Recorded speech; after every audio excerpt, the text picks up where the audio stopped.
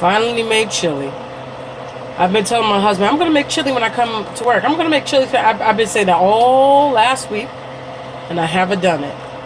And finally, God was like, bam, snow, chili time. So as you can see, I be putting spinach in my chili. I put mixed vegetables, peas in my chili, mushrooms in my chili. This is the only way that I could incorporate some type of, just some vegetables. Because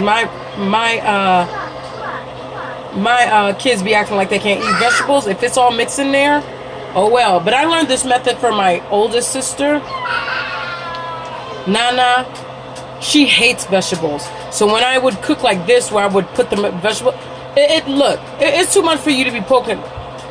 You could take out the spinach, true, but it's just too much work. So it's like, might as well just eat it. So y'all know how it is up north right now. School's closing, all this other stuff. So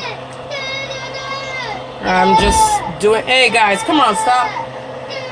They're playing with their little brother. So I'm just making my chili. So hope you guys have a warm meal like I'm having. Be blessed. Peace.